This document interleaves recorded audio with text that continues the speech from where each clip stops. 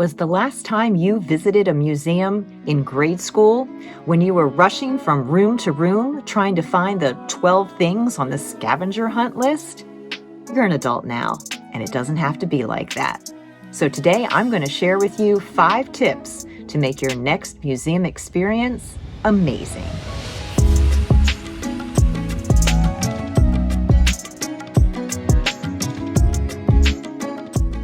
Tip number 1.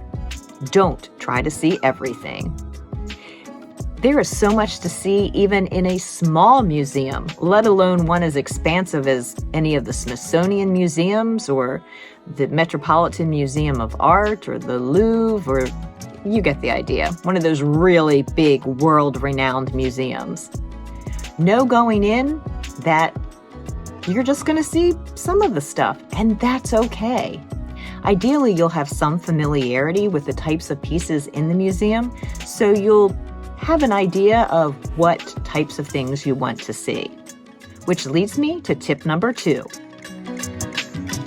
Do some research beforehand.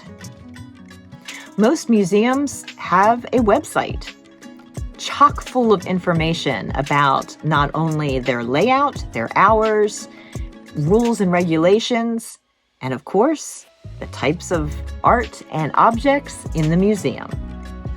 If you're lucky enough to find yourself in front of a museum that you didn't even know existed and you think you're just going to go in and see what's there, wonderful. And it's fine that you didn't research ahead of time because most museums have maps. There'll be an information center when you first go in where you can get a map and ask about more information on the museum.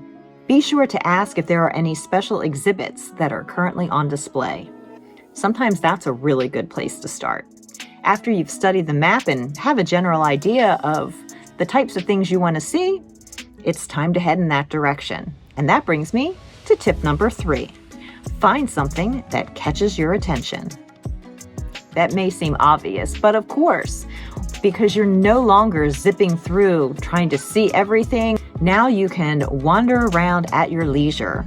But when you do find something that catches your attention, try to identify what it is about the piece that attracts you to it. Is it the shape or form of the piece? Is it the colors or textures? Is it the size? Is it the oddity? How does the piece make you feel? Is it bringing out emotions or an emotional response that you don't expect?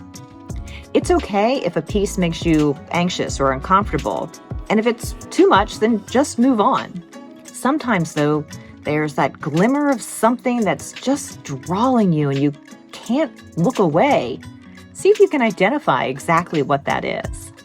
Tip number 4, always read the piece's identification card.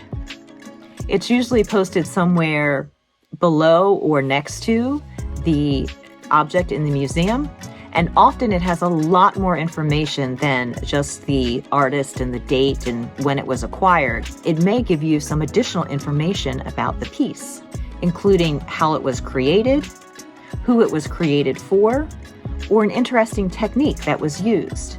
Sometimes it will tell you its historical or artistic significance.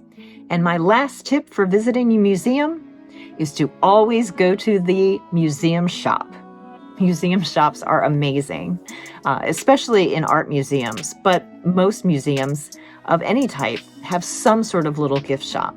At the very least, you can pick up a postcard or an art print, but they often have books and interesting artistic objects as well. And you can often find great gifts, even for yourself. So if you are going to a museum for an artist date, remember these 5 tips, and you will be sure to have an amazing time.